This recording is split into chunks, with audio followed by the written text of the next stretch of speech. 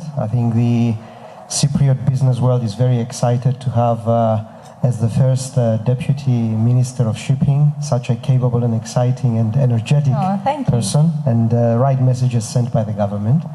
But before going on to talk about how India and shipping can be together, I am aware that in your previous role as Director General of the Cyprus Investment Promotion Agency, you were quite involved with a few things that have to do with India. Can you share a bit of that with us? Of course. First of all, congratulations for the excellent speech to you and, of course, the High Commissioner. It was very informative and very inspiring, and I think and also the excellent videos on Serge's presentation show that there are a lot of creative ideas from both sides, and there is a lot of common ground. And I really think that since Your Excellency, you are in need of further human contact, we are definitely at your disposal to plan out an action plan for the next couple of years on how we can enhance the relationships and how we can have a stronger relationship. I mean, of course, the relationship has always been friendly. It's always been very constructive. There has been the period that you mentioned of a slight slowdown, but we hope to overcome that now since the right grounds have been set. And I think Cyprus has also taken huge steps in terms of really becoming one of the most robust countries in the European Union in terms of transparency and regulation, and for that reason we share the same mentality on those grounds. Now, in terms of specific sectors where we can work together, I take your point about IT and ICT in general being, or India being a centre of excellence for ICT. We do have a lot to learn. We also have a lot to offer, and I think regional headquartering, which I'll mention a little bit later on, can be particularly useful in terms of ICT, because Indian companies do have a lot to offer in terms of technology to the whole of Europe, not just to Cyprus.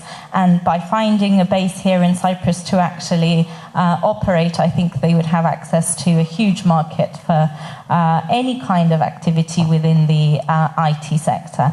Now, Cyprus is a small market, but it also has needs which could be addressed through such a budding relationship. Now, in terms of finance, investment funds is something worth mentioning. Cyprus has recently developed some legislation which has been extremely conducive to attracting alternative, or actually to addressing the need of alternative financing, which is a great need, for example, in shipping. Perhaps I think we can discuss it later on.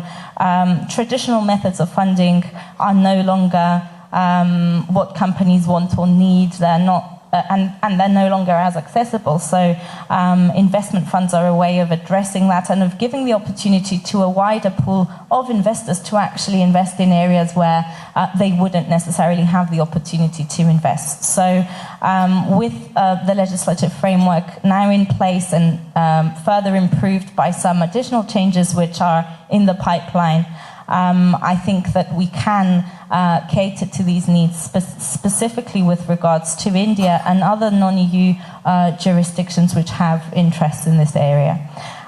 In terms of education, which you also mentioned, I think both countries have some excellent education opportunities, and I think collaboration is key to strengthening the relationships in terms of the numbers of students that go to each country.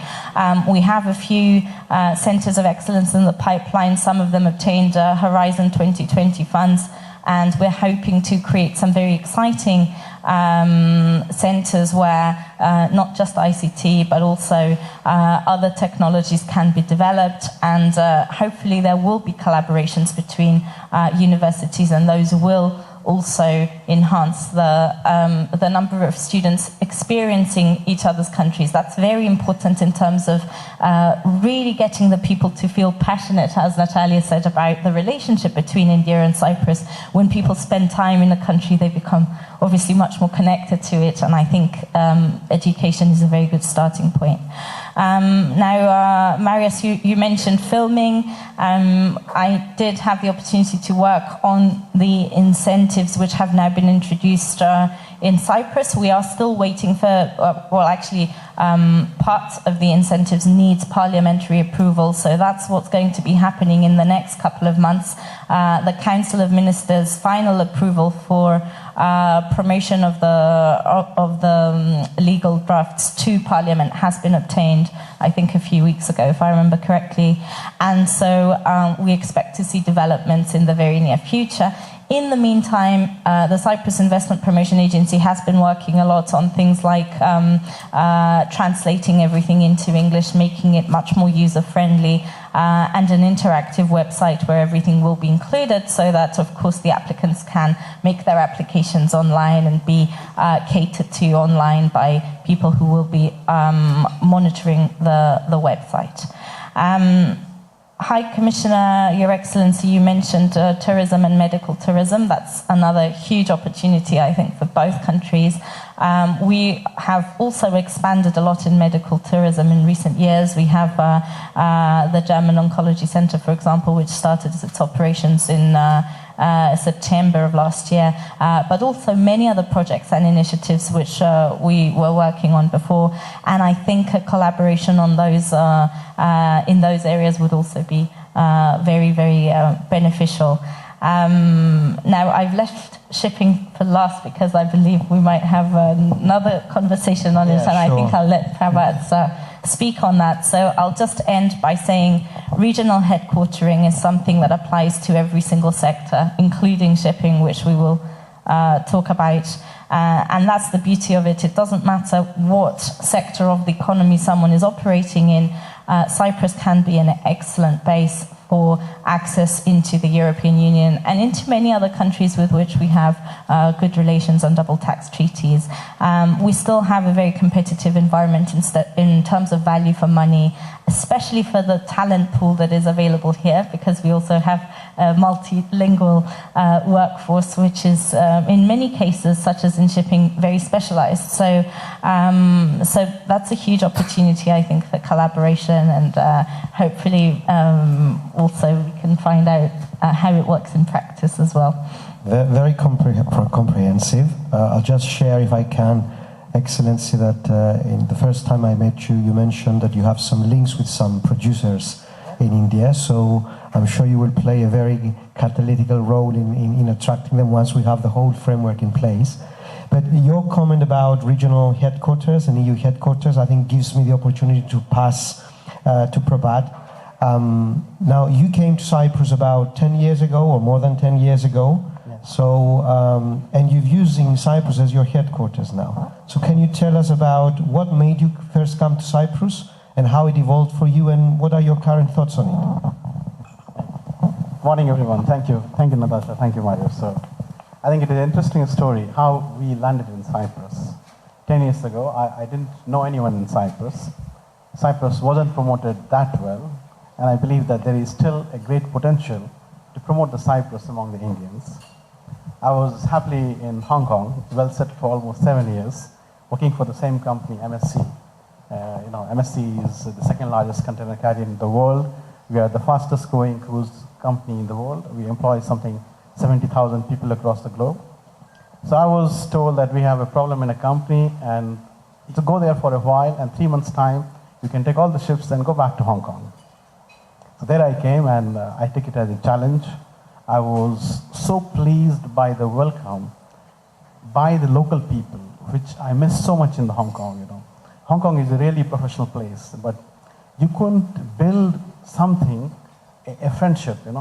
So I was really astonished by the similarities of the family culture and the values that we have in India, in the Cyprus, and more important, in our own company, MSC, which is a family-led company, still a private. So these three gelled so together, and the result was that not only I didn't go back, we in fact closed down all our ship management across outside, and we brought everything in the Cyprus, and today we are one of the biggest in-house ship management company in the world. From the Cyprus, we control about 14,000 people working on the ships in a different location. We are a regional headquarter, I would say, that we have companies in Ukraine, in India. In India, we have 6 offices that we all control from here. We have the agency network right from the Russia to Bangladesh, Pakistan, Dhaka, Romania, and all the places. So, and it is working very well. And in fact, the company management wants to even promote Cyprus even more. And we're trying to bring also a lot of holding companies in the Cyprus. So the Cyprus has indeed, not only by its own the attractive tonnage taxation, by the warmth of the people and the readiness for the people to make welcome, like you're welcome here, you're not a foreigner here, I mean, I didn't feel any time that I was away, Okay, you did miss out in the beginning, the privileges that you can go out shopping on the Sundays and you can go 9 o'clock from the office, but those things are there now actually. So I had such a wonderful experience that we decided to be here. I was asked that, do you want to go back? I said no.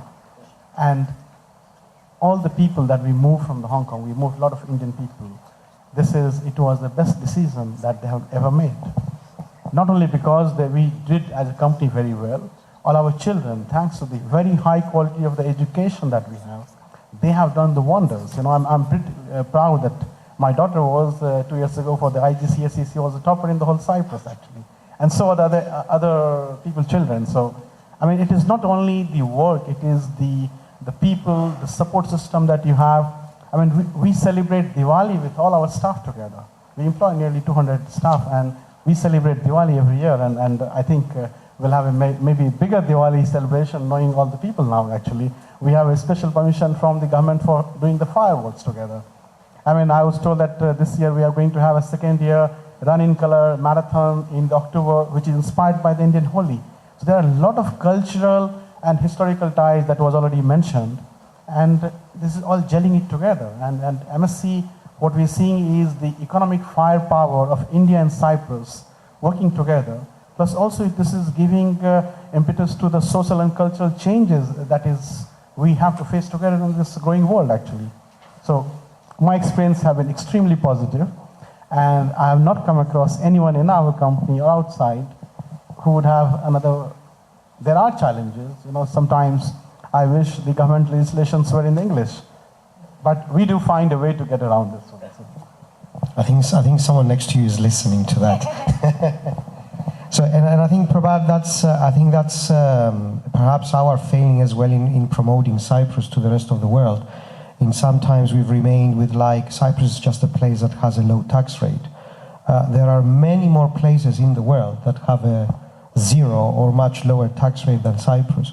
I think that the key point here is that when you're talking about setting your business somewhere, you need to look holistically where you can do the business there, you can have people who can do the business there, so educated workforce, the connectivity, your family can actually live there and feel safe and go to good schools and so on. And I think Cyprus has the whole package. And sometimes, at least my colleagues from my network, when they talk to me, they say, what you need to do is actually get people from your network to come to Cyprus. Once they come to Cyprus, they realize and they correct the version they have in their minds about what Cyprus is about. They realize the business opportunities, and then the whole discussion is very different. But moving back to the shipping, now our shipping industry is very successful. I think it amounts to about 7% of our GDP. How do we increase that? By working closely with India. Yeah, that's a very interesting question. I mean, just to mention how many companies we have from India. You're right, we don't have very many. We have very significant companies from India, MSC being one of the largest in the world, of course. We also have FML Fleet Management in Nicosia. It's one of the only shipping companies to be based in Nicosia. And we recently had one other company moving its some of its Dubai activities into to Cyprus.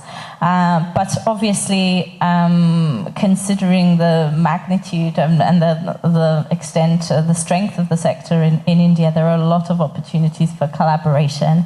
I think in terms of what do we do in terms of branding, if you like, and getting the message out there, there's a lot to be done, because we haven't really, in terms of shipping, we haven't really done any targeted activities to promote the collaboration. And for shipping, targeted collaboration is what we need, so more than going to conferences and speaking to people is a good starting point, but we need to actually approach the companies with ideas on how to collaborate, and I think that's what we need to start planning to do in the next year or so.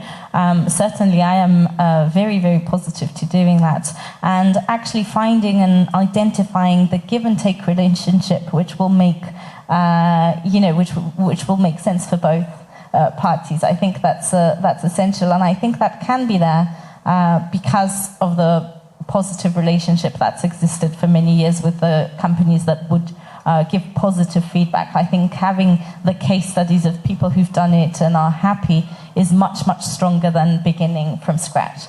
I think as a shipping deputy ministry to the president, what we have to offer beyond the ordinary, let's say, or what everyone else is offering, you are absolutely right that in shipping there's not a lot of competition in terms of the advantages that everyone has. Everyone has a tonnage tax system, so yes, of course, ours is good and it's EU approved, and it's always been EU approved since 2010. We were the first country to actually obtain that approval. However, there are so many more things that come together to actually make sense to companies and to people, and I think the people are also the key, as Prabhat said, because people need to be happy if they live in a place. So from the public sector standpoint, what do we offer? I think what we offer is excellence of service, not in the sense that we never make mistakes or we don't have things that we can improve on, but in terms of the willingness to always be there for our clients. We, as a deputy ministry, we view the users of our systems as our clients. We value them. We want them to feel appreciated, and I think that is the best promotion and the best thing that that any public authority can do, and I hope that we are doing it, and I hope that we will continue to be doing it in the future. We have open dialogue and open communication with all the companies that are based here, and we listen, and we hope that we can actually implement all the feedback, all the suggestions that we get. Any last suggestions from you, Prabhat, to the Deputy Minister on shipping?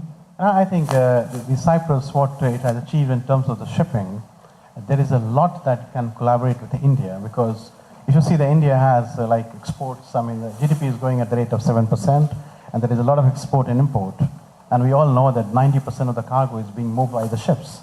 So the Indian shipping, India, in spite of being a 3 trillion economy, the Indian shipping is, I would say, it is at a very back foot actually.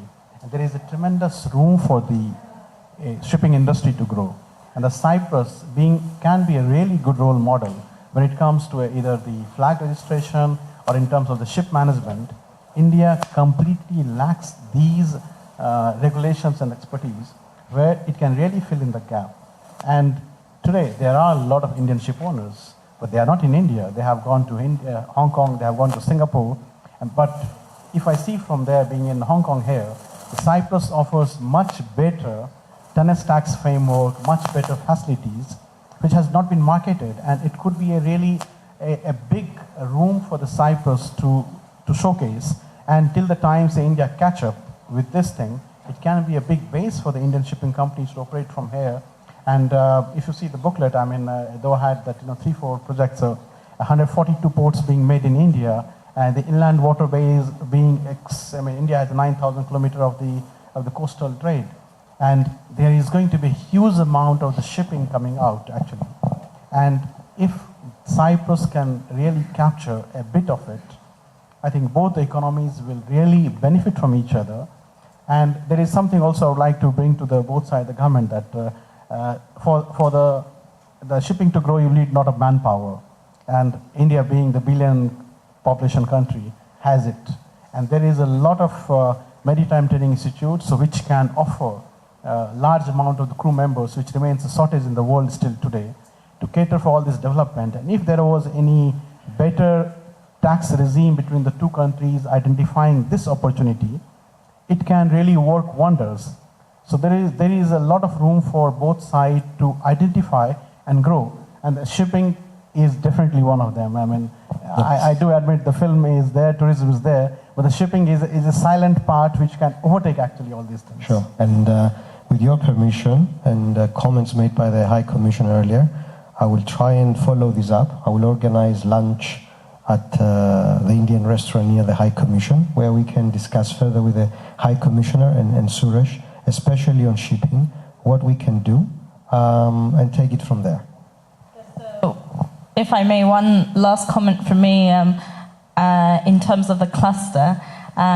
Shipping has created a huge cluster in Cyprus of ancillary activities. So when we talk about shipping, we talk about the management, of course, we talk about the ownership, but we also talk about things like shipping finance, shipping insurance, brokerage, and even logistical activities that have to do with that have more of an opportunity now with the privatization of the Limassol port, and also with the relationship with other countries like Egypt, for example, which are also trying to increase their port activities. So I think the conversation really can focus not just on shipping, but on shipping as a cluster, and how can that cluster be strengthened here in Cyprus, and with input and from India as well. Okay.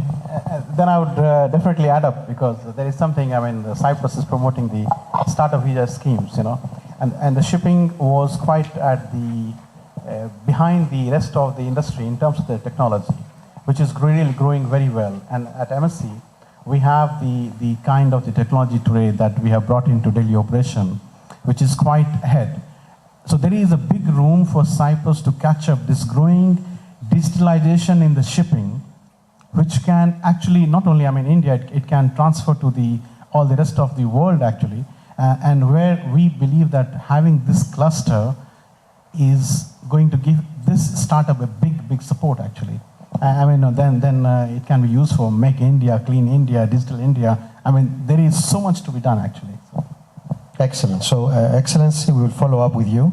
Natalia, I know we're a bit over our time, but the discussion was very interesting, so I had to let it flow. Deputy Minister Prabhat, thank you very much for your contributions. Thank you.